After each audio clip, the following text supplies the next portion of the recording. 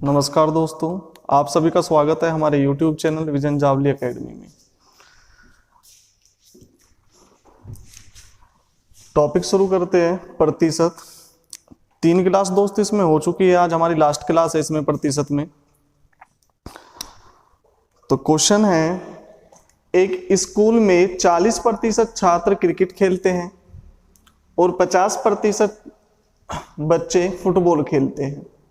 यदि 20% बच्चे दोनों खेल खेलते हैं तो ऐसे छात्रों का प्रतिशत ज्ञात करें जो कोई भी खेल नहीं खेलता। क्वेश्चन क्लियर है सबको? देखो दोस्त, इस टाइप का कोई भी क्वेश्चन बनता है आपका तो सबसे पहले आपको एक फिगर बनाना है।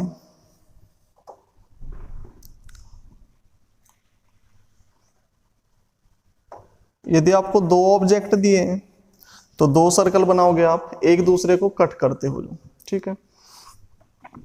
ये जो कटिंग वाला पोर्शन है ये है हमारा कॉमन, यानी कि जो दोनों में कॉमन हो।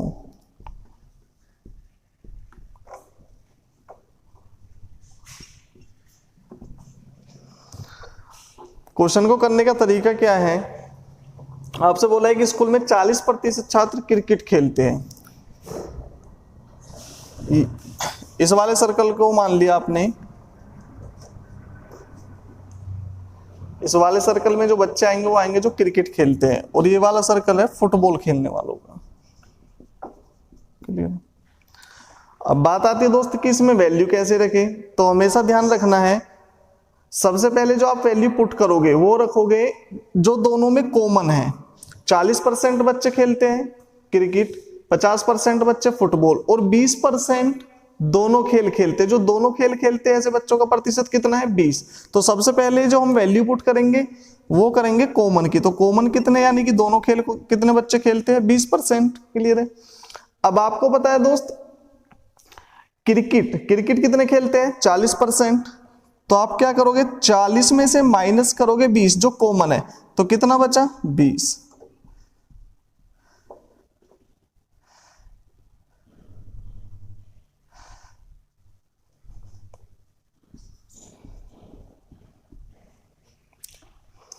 फुटबॉल कितने प्रतिशत बच्चे खेलते हैं? 50%।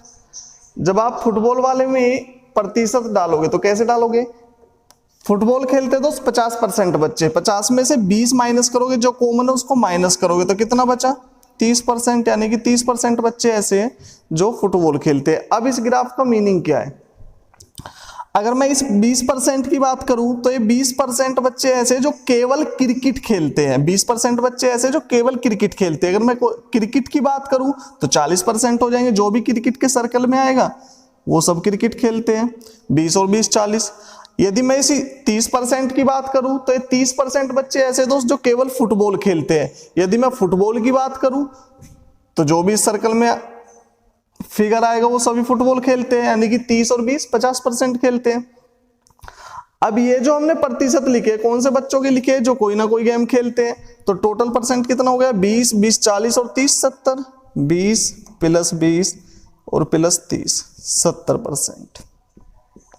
यानी कि 70% बच्चे ऐसे हैं जो कोई ना कोई गेम खेलते हैं। तो कितने बच्चे बचे ऐसे जो कुछ भी गेम ना खेलते हो, कोई भी गेम ना खेलते हो? 30%। तो 30% बच्चे ऐसे बच्चे जो कोई भी गेम नहीं खेलते। क्लियर है? चलो नेक्स्ट क्वेश्चन है। चलो दोस्त, नेक्स्ट क्वेश्चन है हमारा, एक कक्षा में 55% बच्चे गणित में पास हैं और 35% बच्चे अंग्रेजी में पास हैं। यदि 18% बच्चे दोनों विषयों में पास है तो ऐसे बच्चों का प्रतिशत ज्ञात करें जो केवल गणित में पास है। क्वेश्चन में पूछा है जो केवल गणित में पास है। क्लियर है? आपको पता है दोस्त, यदि इस टाइप का कोई भी क्वेश्चन बनता है तो सबसे पहले हम एक फिगर बनाते हैं।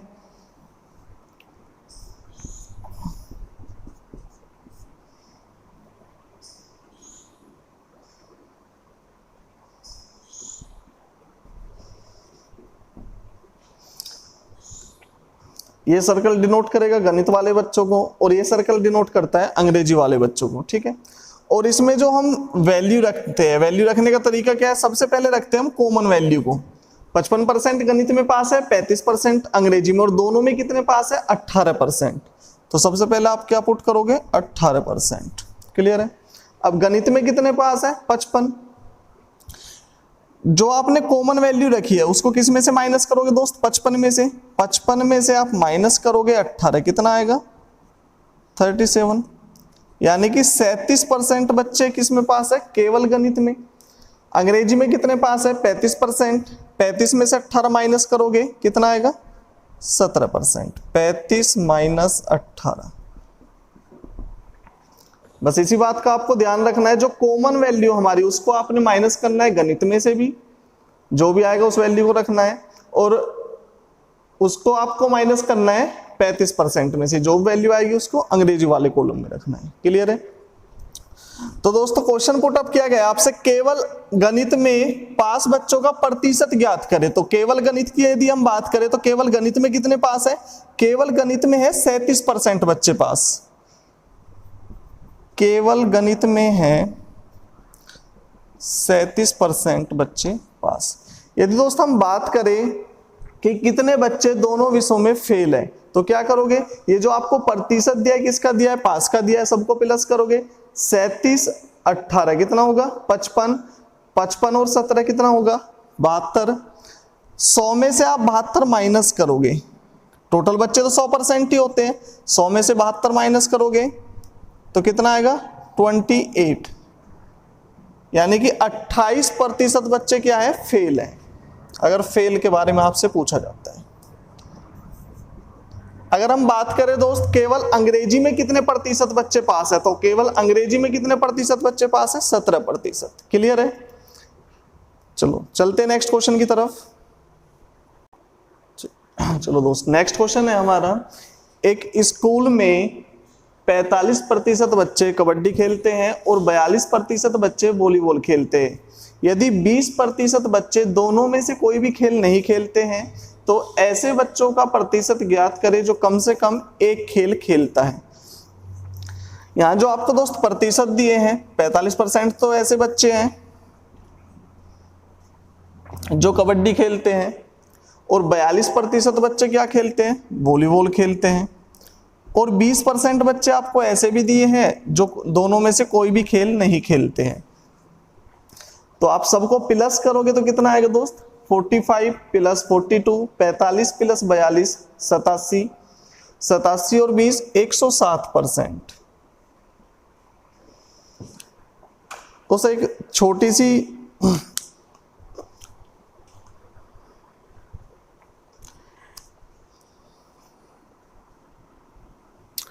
अगर हम किसी भी स्कूल में सपोज करो 500 बच्चे हैं और सभी के सभी प्रेजेंट है, तो क्या बोलते हैं हम? यानी कि अटेंडेंस कितनी है? 100% है। ये तो नहीं बोलते कभी भी 110% अटेंडेंस है, 120% अटेंडेंस है। तो प्रतिशत जो होता है मैक्सिमम कितना होता है? 100% होता है। अगर हम कोई भी किसी भी स्कूल की बात करें या कहीं की भी बात करें, अगर हम आपसे बोले कि एक स्कूल में 50, एक कक्षा में 50 बच्चे और सबके सब प्रेजेंट है, तो आप यही तो बोलोगे कि आज अटेंडेंस जो है कितनी है? 100% है। तो यहाँ पर स्कूल में जो छात्रों की संख्या आ रही है वो कितनी आ रही है? 107% आ रही है। तो 100 से कितना अधिक है? 7। 2 सर्कल बनाओगे आप ऐसे।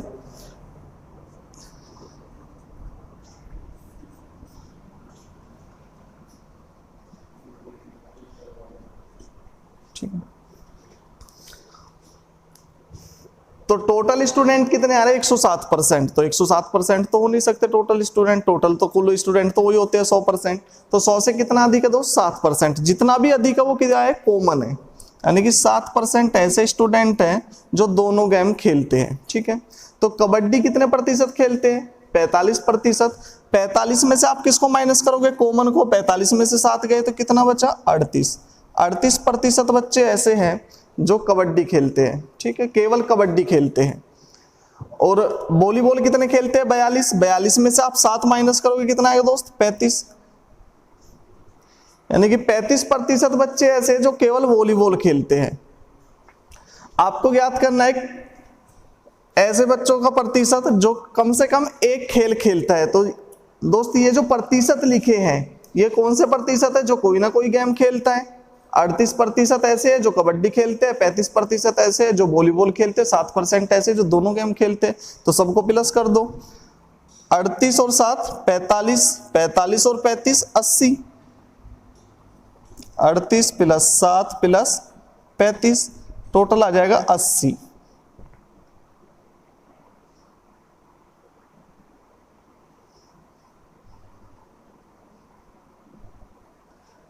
यानी कि 80% बच्चे ऐसे हैं जो कोई ना कोई खेल खेलते हैं। क्लियर है? चलो चलते हैं नेक्स्ट क्वेश्चन की तरफ। चलो दोस्त, नेक्स्ट क्वेश्चन है हमारा, एक 200 लीटर दूध और पानी के मिश्रण में 90% दूध है, तो इसमें कितने लीटर पानी मिलाए ताकि नए मिश्रण में दूध की प्रतिशतता 60% रह जाए।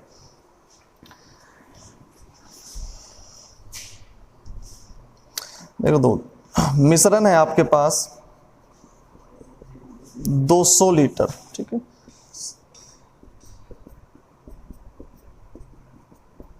ये मिश्रण है, इसमें दूध भी है और पानी भी है, ठीक है। तो आपने मिलाना क्या है इसमें पानी, तो दूध की मात्रा सेम रहेगी नहीं रहेगी, सिंपल सी बात है बिल्कुल। एक मिश्रण है दूध और पानी का दोस्त, इसमें आपने पानी मिलाना है तो दूध की मात्रा तो सेम रहेगी। तो जो मात्रा सेम रहेगी सिर्फ उसी को लेके, उसी वैल्यू को लेके चलना है आपने। तो 200 लीटर मिश्रण है, उसमें दूध कितना है 90%। तो 200 लीटर का जब आप 90% निकालोगे, 9 दूनी 18, यानी कि दूध की मात्रा आ जाएगी। इस 200 लीटर मिश्रण में दूध कितना है 180 लीटर है, 180 लीटर है दूध, और इसकी जो मात्रा है वो कितनी करनी है आपने दूध की 60%। तो एक किसकी वैल्यू हो जाएगा दोस्त 60% की हो जाएगा। आपको चाहिए किसकी 100% की। 0 से 0 कट करोगे, 6 तिया 18 और 3 से 300, यानी कि मिश्रण आ गया आपके पास 300 लीटर। तो पहला मिश्रण था आपके पास 200 लीटर, अब नया मिश्रण आ गया 300 लीटर। तो दोस्त कितना पानी मिलाया आपने इसमें, 300 में से माइनस कर दो 200, तो कितना पानी मिलाया आपने इसमें 100 लीटर। क्लियर है? बिल्कुल सिंपल सी बात है। आप मिश्रण में से जो भी वैल्यू सेम रहेगी, दूध की मात्रा सेम रहेगी इसमें, तो 200 में मिश्रण में से दूध की मात्रा निकाल लो कितनी है 90% है, यानी कि 180 लीटर दूध है हमारा 180 लीटर। इस 180 लीटर को आपने बनाना है कितना 60%, दूध की मात्रा करनी है तो 60%। तो 180 लीटर किसकी वैल्यू हो जाएगा 60% की। आपको चाहिए किसकी 100% की, तो कितने आएगी मिश्रण की मात्रा, नए मिश्रण की मात्रा आ जाएगी 300 लीटर। लेकिन हमने बताना क्या है इसमें पानी कितना मिलाया, तो नए मिश्रण में से माइनस कर दो 200 लीटर, पुराने वाले मिश्रण को जो भी वैल्यू आएगी वो किसकी होगी पानी की, जो भी आपने ऐड किया है। क्लियर है? चलो दोस्त चलते हैं नेक्स्ट क्वेश्चन की तरफ।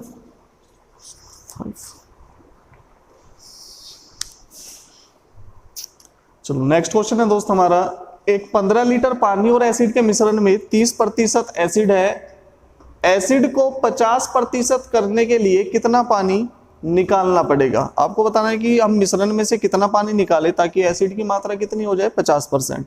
तो दोस्त इस मिश्रण में जो मात्रा है वो किसकी सेम रहेगी, एसिड की, क्योंकि पानी तो आप निकाल रहे हो। तो जिसकी मात्रा सेम रहती है उसी वैल्यू को लेके चलते हैं। टोटल कितना है मिश्रण 15 लीटर। आप बस ये निकालो कि इस 15 लीटर में एसिड कितना है 30% है, तो 15 का 30% निकाल लो। 0 से 0 कट, 5 तिया 15, 5 दूनी 10, 3 तिया 9/2, यानी कि 4.5 लीटर। इस 15 लीटर मिश्रण में एसिड की मात्रा कितनी है 4.5 लीटर, लेकिन आपने एसिड की मात्रा रखनी कितनी है 50%।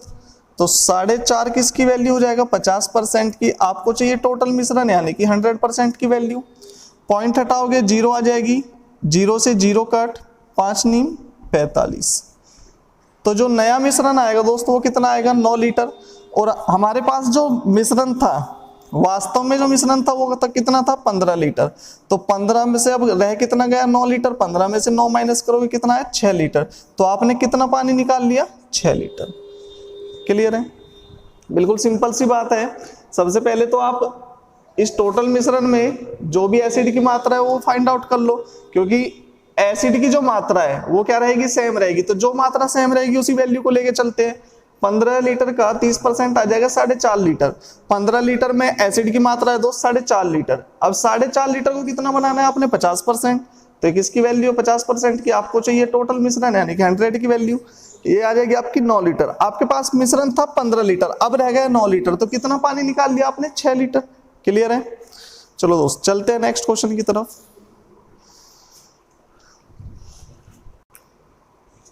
चलो दोस्त नेक्स्ट क्वेश्चन है, एक तरबूज में 80% पानी है, कुछ समय बाद इसमें केवल 16% पानी रह जाता है और इसका वजन 50 किलो हो जाता है, प्रारंभिक वजन ज्ञात करें।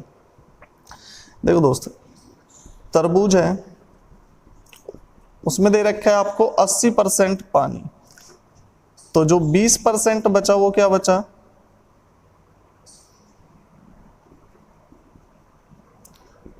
छिलका बचा।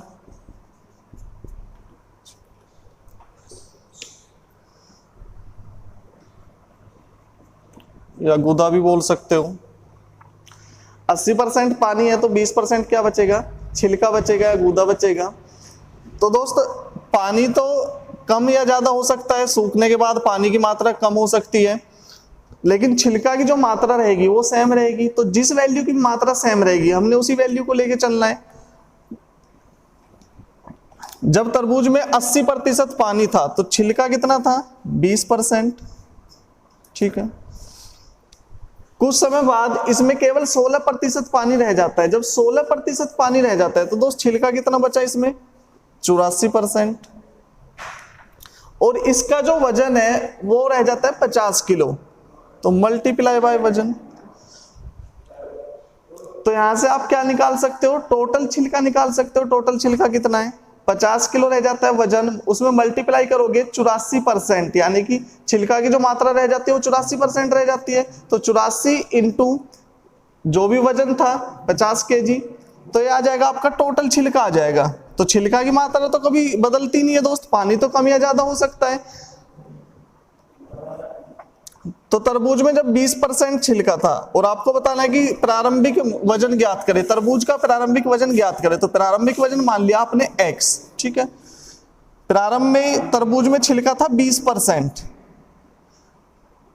और आपने वजन मान लिया कितना x मान लिया, तो 20 इंटू x की जो मात्रा होगी क्या आ जाएगा छिलका का टोटल वजन, ये भी छिलका का टोटल वजन, दोनों को इक्वल रख सकते हो, ठीक है। प्रतिशत से प्रतिशत कट हो जाएगा, 0 से 0 कट हो जाएगा, 2 से कट करोगे 2 चौक 8 और 2 दूनी 4, 42 42, तो x इक्वल टू आ जाएगा 5 दूनी 10, 5 चौक 20 और 1 21, 210 किलो।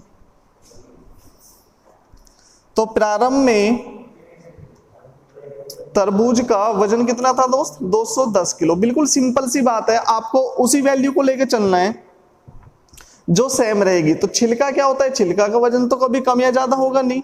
तो ताजे तरबूज में था 20% छिलका और आपने उस मान लिया कि x किलो तरबूज था, तो 20% इंटू x, और सूखे तरबूज में था 84% छिलका और कितना था सूखा तरबूज आपके पास 50 किलो, तो 84 इंटू 50, ये भी टोटल, यहां पर भी टोटल छिलके की वैल्यू आ गई और ये भी टोटल छिलके की वैल्यू, दोनों को इक्वल रख सकते हो। यहां से आप x की वैल्यू फाइंड आउट कर सकते हो। तो कितना वजन आएगा 210 किलो, प्रारंभ में वजन था 210 किलो। चलते दोस्त नेक्स्ट क्वेश्चन की तरफ। चलो दोस्त नेक्स्ट क्वेश्चन है हमारा, ताजे फल में 68% पानी है और सूखे फल में 20% पानी है, तो 75 किलो ताजे फल से कितने किलो सूखे फल बनेंगे। क्वेश्चन है हमारा कि 75 किलो ताजे फल से कितने किलो सूखे फल बनेंगे। इस टाइप के क्वेश्चन में दोस्त मैंने आपसे एक बात बोली है, देखो फल में एक तो पानी होता है और जो दूसरा भाग होता है उसको क्या बोलते हो आप,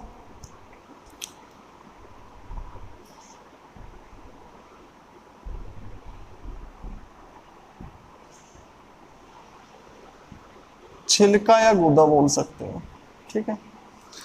फल बनता है पानी और छिलका या गूदा, या पल्प भी बोल सकते हो, पल्प से मिलकर बनता है, ठीक है। तो दोस्त ताजे फल में 68% पानी है, तो छिलका कितना होगा 32% होगा, 32% क्या होगा, छिलका होगा ताजे फल में। और ताजा फल है कितना आपके पास, 75 किलो, तो मल्टीप्लाई बाय 75। तो यहां से किसकी वैल्यू आ जाएगी, टोटल छिलके की वैल्यू आ जाएगी, यानी कि टोटल गूदा कितना है उसमें, टोटल वैल्यू आ जाएगी पल्प की। आपको बताना है कि 75 किलो ताजे फल से कितने किलो सूखे फल बनेंगे। तो सूखे फल में पानी कितना है दोस्त, 20% है, तो गूदा कितना होगा 80%, और कितने किलो बनेंगे वो आपको फाइंड आउट करना है, x किलो।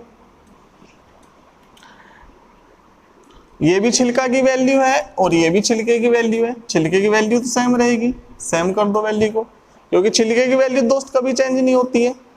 पानी की वैल्यू कम या ज्यादा हो सकती है फल में, जब फल ताजा होता है तो पानी की मात्रा ज्यादा होती है और जब सूख जाता है तो कम हो जाती है। छिलका तो वाष्पित होता नहीं है, छिलके की वैल्यू हमेशा सेम होती है, तो वैल्यू को आप सेम रख दो। प्रतिशत से प्रतिशत कट हो जाएगा, 16 दूनी 32, 16 पंजे 80, और 5 से कट करोगे 5 एकम 5, 5 पंजे 25, 15 दूनी 30, 30 किलो।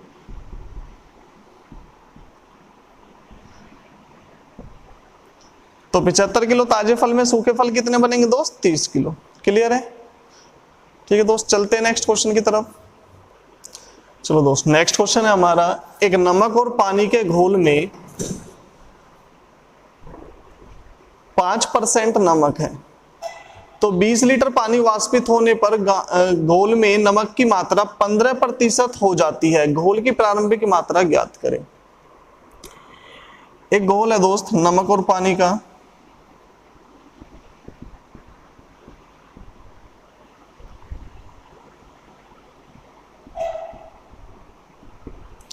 इस घोल में नमक भी है और पानी भी है, और घोल में से वाष्पित क्या होता है, पानी वाष्पित होता है, तो नमक की मात्रा सेम रहेगी नहीं रहेगी, सिंपल सी बात है बिल्कुल। एक घोल में से पानी वाष्पित हो गया तो नमक की मात्रा जितना पहले था नमक अब भी उतना ही होगा, नमक तो वाष्पित नहीं हुआ है। तो पहले नमक था दोस्त 5%, 5% को आप ब्रेक करते हो कितना आएगा, 1/20।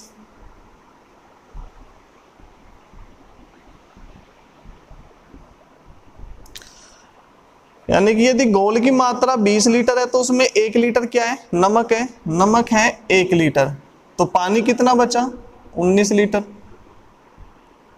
जो बेस होगा वो घोल की क्या होगी, कुल मात्रा होगी। घोल की कुल मात्रा है 20 लीटर, उसमें से 5% क्या है, नमक है, यानी कि 1 लीटर है नमक। पानी कितना बचा, 19 लीटर। अब नमक की मात्रा बचती है 15%, 15% को आप ब्रेक करोगे कितना आएगा दोस्त, 3/20। इसका मीनिंग है टोटल घोल है 20 लीटर, उसमें से 3 लीटर क्या है, नमक है, ये होगी हमारी प्रारंभिक मात्रा, और ये नई मात्रा। तो 17 लीटर क्या बचा, पानी। देखो दोस्त, पानी तो इसमें से वाष्पित हो गया, लेकिन नमक की मात्रा सेम रहेगी नहीं रहेगी। तो पहले नमक था हमारे पास 1 लीटर घोल में, अब कितना है, 3 लीटर है, तो ऐसा तो संभव नहीं है क्योंकि नमक की मात्रा तो सेम रहेगी। तो आप इसमें एक में कितने की मल्टीप्लाई करोगे, 3 की, तो 3 की आपको पानी में भी करनी पड़ेगी। तो 3 एकम 3, 19 तिया 57, 3 और 17। तो दोस्त पहले पानी था घोल में 57 लीटर, अब बचा है 17 लीटर, तो कितना पानी वाष्पित हो गया, 40 लीटर। लेकिन वास्तव में पानी वाष्पित हुआ कितना है, 20 लीटर। तो 20 किसकी वैल्यू दोस्त, 40 की। आपको बतानी प्रारंभिक मात्रा घोल की, तो प्रारंभिक मात्रा कितनी है, 3 लीटर नमक है और पानी है 57, तो 57 और 3 60। आपको किसकी वैल्यू चाहिए, 60 की। 0 से 0 कट, 2 से 2 और 2 से 30, तो घोल की प्रारंभिक मात्रा कितनी आ जाएगी दोस्त, 30 लीटर। क्लियर है? चलो चलते हैं नेक्स्ट क्वेश्चन की तरफ। चलो दोस्त, नेक्स्ट क्वेश्चन है हमारा, एक कंपनी अपने सेल्समैन को 12% कमीशन देती है। यदि वह 20,000 रुपए से ज्यादा की सेल करता है तो उसे 1% बोनस मिलता है। सेल्समैन का कुल कमीशन 6300 रुपए है, तो उसने कितने रुपए की सेल की। क्लियर है क्वेश्चन? देखो दोस्त,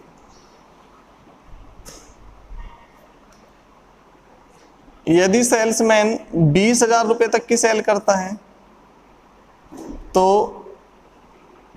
कंपनी देती है उसे 12% कमीशन, ठीक है। यदि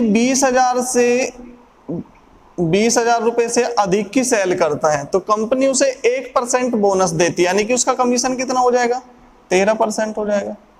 और कमीशन से उसने कुल कितने रुपए कमाए दोस्त, 6300 रुपए कमाए, सिंपल सी बात है।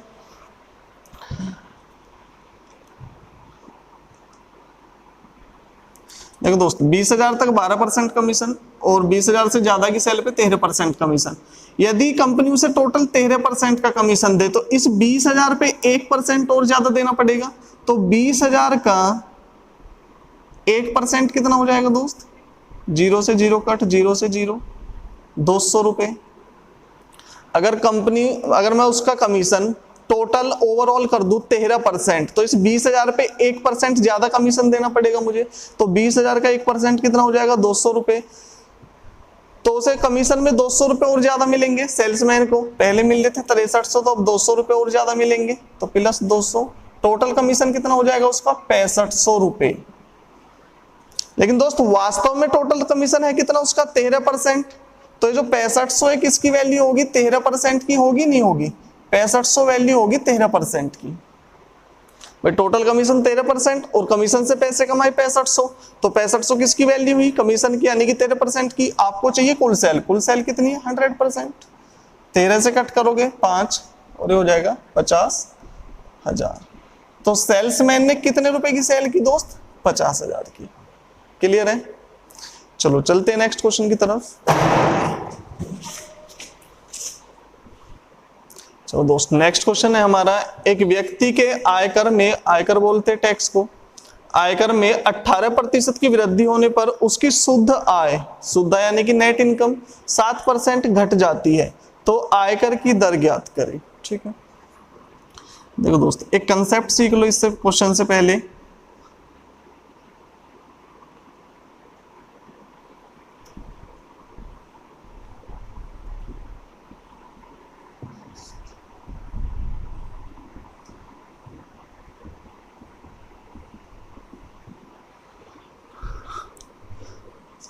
सपोज करो किसी व्यक्ति की आय है 100 रुपए, ठीक है। 20% वो टैक्स देता है, यानी कि 20 रुपए, तो शुद्ध आय कितनी होगी उसकी, 80 रुपए। व्यक्ति की आय 100 रुपए, आयकर में आपने वृद्धि कर दी 5 रुपए की, तो आयकर कितना हो गया, यानी कि आयकर बढ़ा दिया आपने 5%, तो आयकर कितना हो गया, 25 रुपए। और शुद्ध आय कितनी होगी उसकी, 75 रुपए। यानी कि जितना आपने टैक्स बढ़ाया, टैक्स में बढ़ोतरी हुई 5 रुपए की, और नेट इनकम में कितने की कमी आई, 5 रुपए की। नेट इनकम क्या होती है, शुद्ध आय। जो भी टैक्स कटने के बाद जो आपको आय मिलती है वो क्या होती है दोस्त, नेट इनकम होती है, शुद्ध आय होती है आपकी। अब जब हमने आयकर में टैक्स में 5 रुपए बढ़ाए तो आपकी शुद्ध आय में कितने रुपए की कमी आई, 5 रुपए की कमी आई। तो आप ये भी बोल सकते हो कि टैक्स में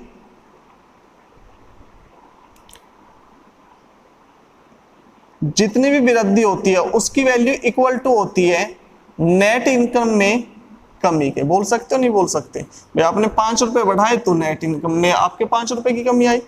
तो टैक्स में जो भी वृद्धि होगी उसकी जो भी वैल्यू होगी हमेशा इक्वल होगी किसके, जो नेट इनकम में, शुद्ध आय में जितनी भी कमी आएगी, दोनों वैल्यू में से क्या होंगी, सेम होंगी। या आप ये भी बोल सकते हो कि टैक्स व्युत्क्रमानुपाती होगा किसके, नेट इनकम के, शुद्ध आय के। जितना टैक्स में बढ़ोतरी होगी, जितना टैक्स बढ़ेगा उतनी नेट इनकम क्या होगी आपकी, कम होगी। दोनों एक दूसरे के क्या होंगे, व्युत्क्रमानुपाती, ठीक है। और जितनी टैक्स की वैल्यू बढ़ेगी, टैक्स के पैसे में जितनी बढ़ोतरी होगी उतनी नेट इनकम में क्या होगी, कमी होगी। दोनों वैल्यू क्या होंगी दोस्त, इक्वल होंगी, बिल्कुल, ठीक है। क्वेश्चन में बोला है एक व्यक्ति के आयकर में 18% की वृद्धि होने पर, यानी कि टैक्स में हुई है 18% की वृद्धि, टैक्स में हो गई 18% की वृद्धि। लिख सकते हो टैक्स में 18% की, यानी कि टैक्स का 18% इक्वल टू होगा किसके, शुद्ध आय में जितनी कमी आई है। अभी देखा है आपने कि टैक्स में जितनी भी वृद्धि होती है वो हमेशा इक्वल टू होती है किसके, शुद्ध आय में जितनी भी कमी आती है। तो नेट इनकम में कितनी कमी आई? 7%। तो टैक्स में जो 18% की वृद्धि आई है उसकी वैल्यू होगी नेट इनकम में जितनी भी दोस्त कमी आती है। तो नेट इनकम में कितनी कमी आई? 7% की। दोनों वैल्यू इक्वल होंगी तो प्रतिशत से प्रतिशत कट हो जाएगा। टैक्स है, नेट इनकम आएगा, इधर मल्टीप्लाई में, इधर आएगा तो डिवाइड में आएगा, और 7/18, यानी कि आपने टैक्स दिया 7 रुपए और नेट इनकम कितनी है आपकी? 18 रुपए। तो आप ये भी तो बोल सकते हो आय, टैक्स और नेट इनकम। नेट इनकम है आपकी 18 रुपए और टैक्स कितना है? 7 रुपए टैक्स दिया आपने, तो कुल आय कितनी होगी आपकी? 25 रुपए हो गई। अब जो आयकर की जो दर निकालते हैं हम, जो हम टैक्स देते हैं दोस्तों, वो किस पे देते हैं? कुल आय पे देते हैं। तो आपने टैक्स दिया 7 रुपए और टैक्स देते किस पे? हम कुल आय पे देते हैं, यानी कि 25 पे, और प्रतिशत के लिए 100। 25 चौका 100, 7 चौक 28। तो दोस्त आयकर की दर कितनी आ गई? 28%। क्लियर है? और डायरेक्टली दोस्त आप क्वेश्चन को ऐसे भी कर सकते हो,